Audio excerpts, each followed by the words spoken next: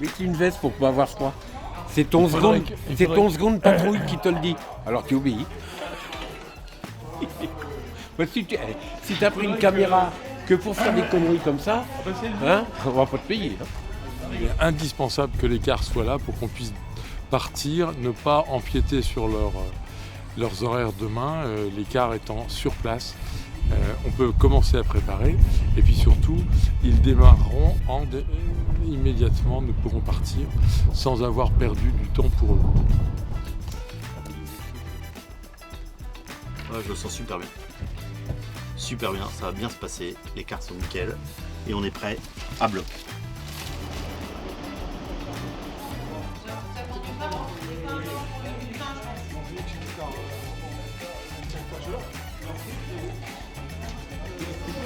Prêt à partir ? Prêt. Enfin, oui, prêt.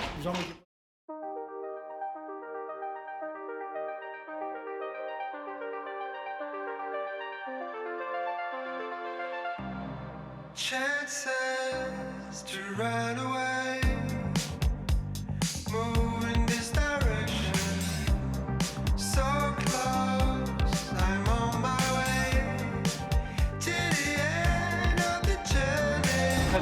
Ça avance bien, hein. To the end of the journey. C'est parti.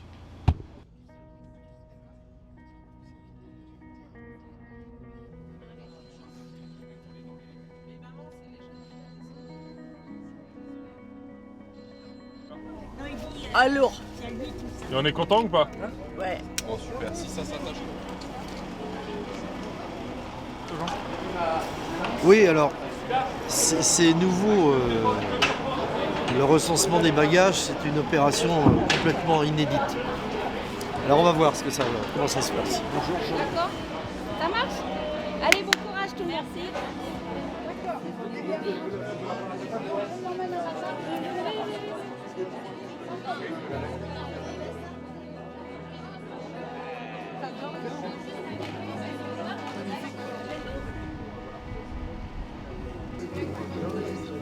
C'est beau, Lourdes. Impeccable, tout va bien. Super, top. T'es heureux ? Très heureux d'être là parmi vous. Et demain, il est en uniforme. Vraiment, pas une expérience, une aventure merveilleuse.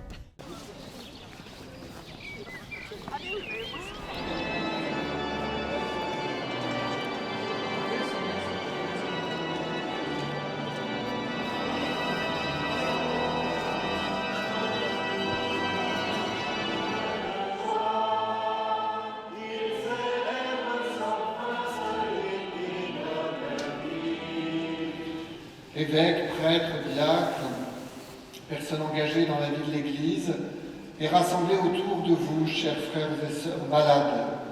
Vous êtes à la première place, et d'une certaine façon, eh bien, vous nous dites le cœur de l'Église. Et donc c'est un peu dans cette image que je vous invite à ouvrir notre pèlerinage. Nous sommes arrivés hier, nous avons déjà dû peut-être passer à la grotte, et ce matin, dilatons notre cœur aux dimensions du cœur de Dieu. Prenons le temps aussi de goûter la joie d'être venu, d'être pèlerin ici en procession à Lourdes. Préparons-nous.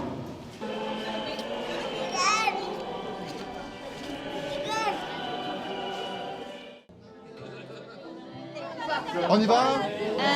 1, 2, 3.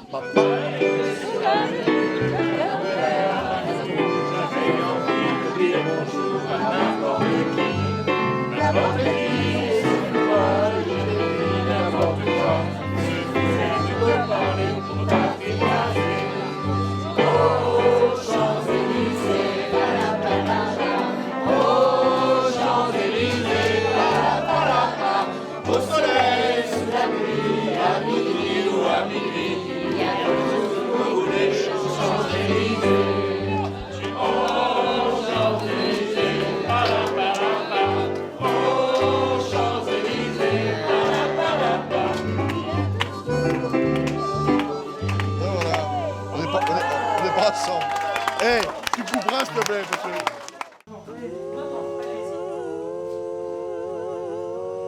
Midi moins le quart, on viendrait.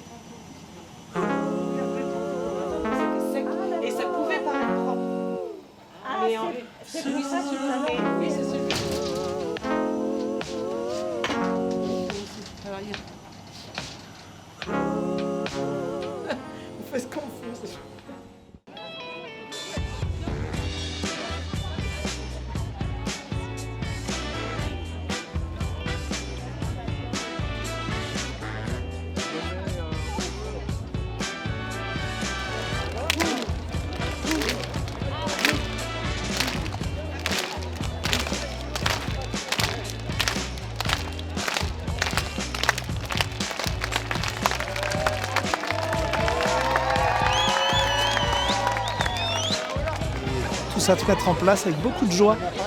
Et ça permet aux malades de ramener un souvenir précieux qu'on voit dans toutes les chambres après à l'hôpital, à la maison de retraite.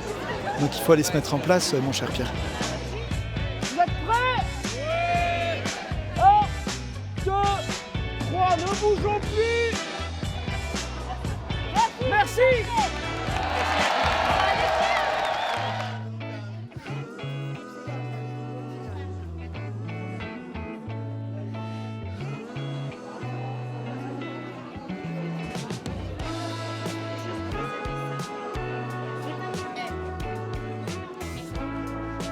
Mais oui, c'est ça qui compte, c'est qu'il y ait une mixité, que les gens se rencontrent, que les personnes fragiles côtoient les personnes les plus valides, et puis qu'ils arrivent à accepter la différence, la maladie, le handicap, le très grand âge. Je pense que ça peut beaucoup leur apporter, et en tout cas, ça nous apporte à nous beaucoup. Ça apporte beaucoup aux résidents de l'accueil Notre-Dame. Je pense que ça va être une belle première.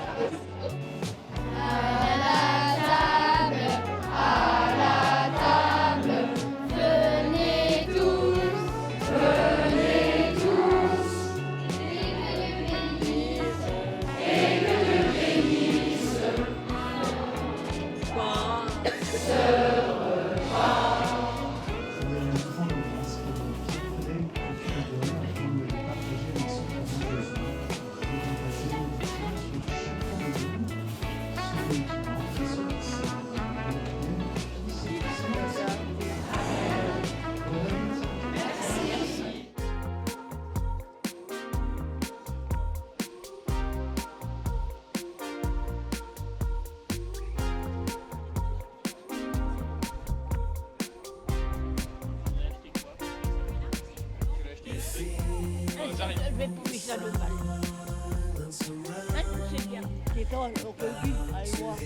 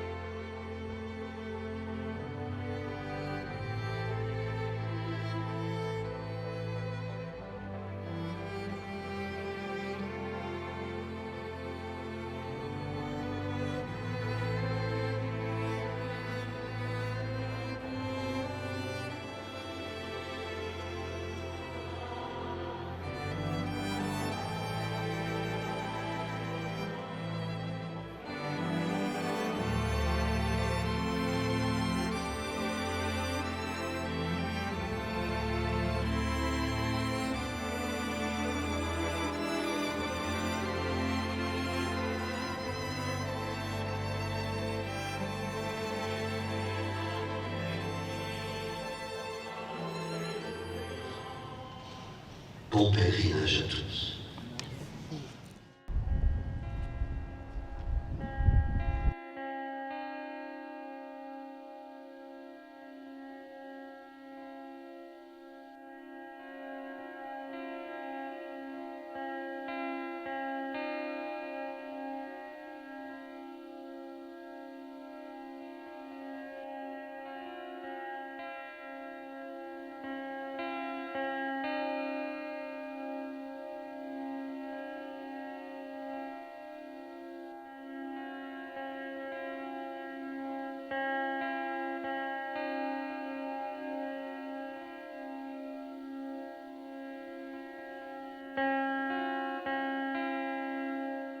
Être humble, c'est quelque part accepter d'être abaissé, reconnaître que nous sommes dépendants.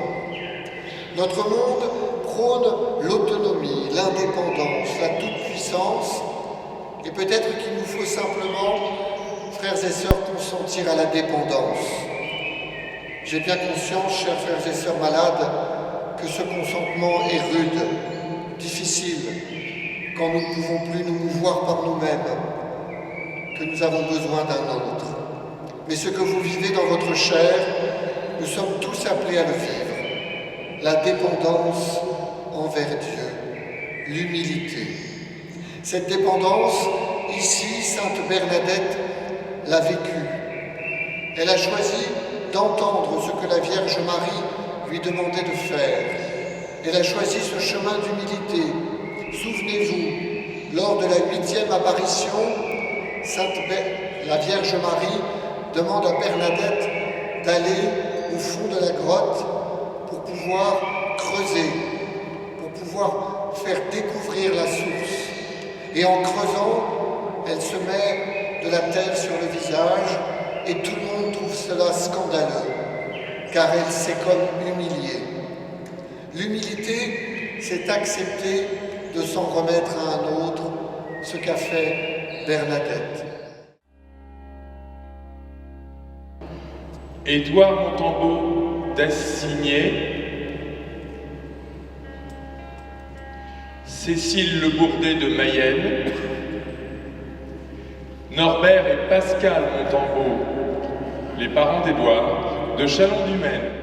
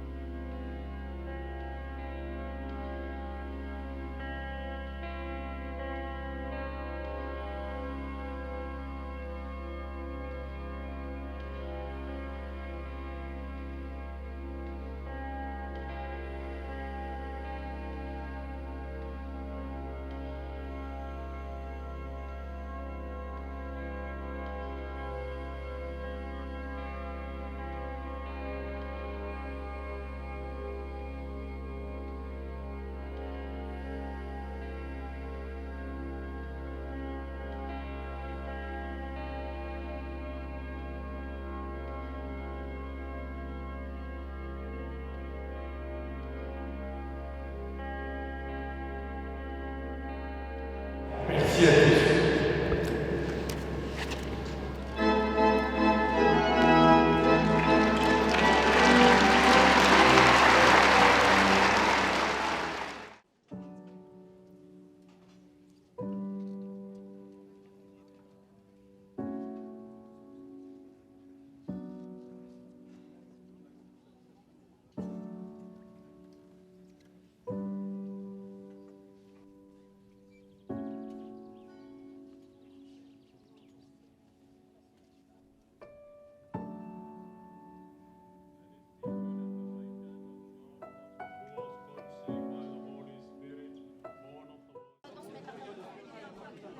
Alors, l'évangile de Jean, le symbole de notre mission. Monseigneur Mathieu Rouget l'exprime en ces termes.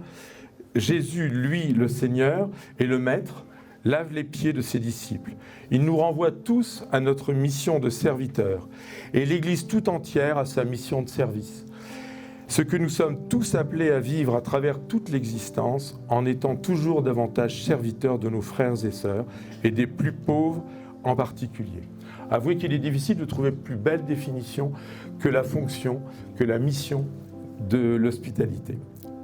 Et je compléterai par cette phrase de Bernadette qui, à Nevers, disait que quand on soigne un malade, il faut se retirer avant de recevoir un remerciement. On est suffisamment récompensé par l'honneur de lui donner ses soins. des soins. Cette phrase de Bernadette, vous vous souvenez, pour ceux qui viennent à la réunion de préparation des nouveaux hospitaliers, on passe un petit film de 15 minutes où il y a ce jeune qui à un moment dit en fait, on reçoit tellement par rapport à ce qu'on donne et au final, c'est rentable. Eh bien, je pense que Bernadette l'exprime avec plus de qualité, mais c'est exactement ce que nous ressentons tous et vous le savez. Et sans votre oui individuel à chacun d'entre vous, il n'y a pas de télé, il n'y a pas de possibilité. Je répète, il y a des pèlerinages qui sont obligés de refuser du monde parce que nous n'avons pas assez de bras pour les servir. Alors je voudrais vous dire à tous merci, parce que c'est chacun d'entre vous qui formait un maillon de cette chaîne magnifique qu'est le service à Lourdes en hospitalité.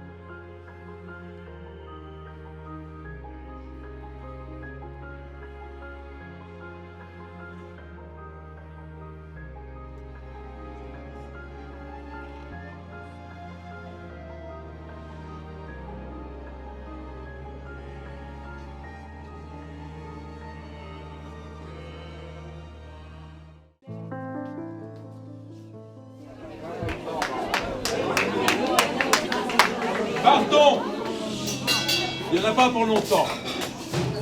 On voudrait honorer un hospitalier qui a commencé en 1975. C'est donc son 50e pèlerinage. Fernand a 99 ans dans moins de 2 mois. 16 mois. Il était le sacristain de Mélégumène pour ceux qui sont de cette paroisse. Tout le monde le connaît. Fernand, il a formé mes 2 chauves, 2 garçons. Mais il en a formé tellement d'autres. Il y a quelques années, il a dit à Gaël, est-ce que je peux continuer à venir dans le service? Je m'assierai, je ne ferai pas de bruit. Parce que c'est Fernand. Et puis Fernand, il continue de venir. Il n'a jamais loupé un pélé, hein. Il est venu en octobre 2020 et en juillet 2021. Alors Fernand, j'ai appris une chose. D'abord, à te dire merci. Ça n'a pas été difficile. Mais j'ai appris aussi que tu faisais, paraît-il, un potager et de la cuisine. Oui, ma cuisine. Le potager, c'est bon. Et la cuisine, c'est... Alors on t'offre un magnifique tablier de cuisine. Merci.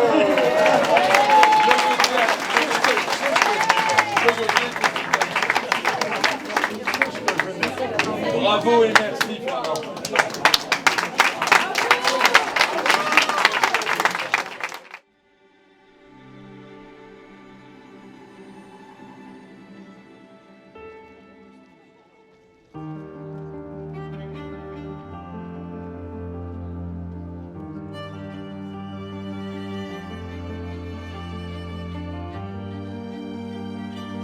Effectivement, c'est le symbole pour réunir un petit peu tous les résidents et les hospitaliers du service. Et c'est un vrai symbole pour le pèlerinage cette année encore. Voilà, donc je pense que c'est important aussi pour tous les malades qui voient qu'il y a cette réunion autour du service et de l'hospitalité.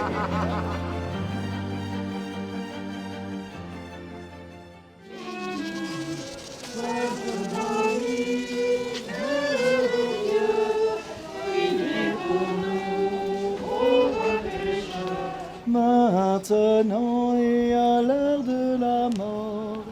Amen, amen, alléluia.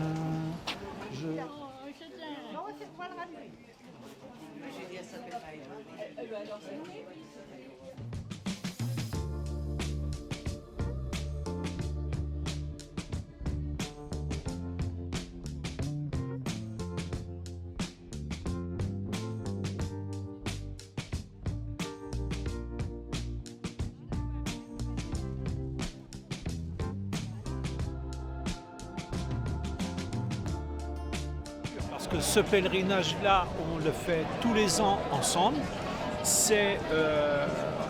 Nos deux régions sont deux régions sœurs finalement, on est proches les uns des autres. Et c'est une belle manière de conclure ce pèlerinage. Ce pèlerinage-là, on a des moments ensemble, on a des moments chacun de notre côté, mais c'est vrai que on se retrouve toujours là, et quand le temps est avec nous, c'est quand même extraordinaire.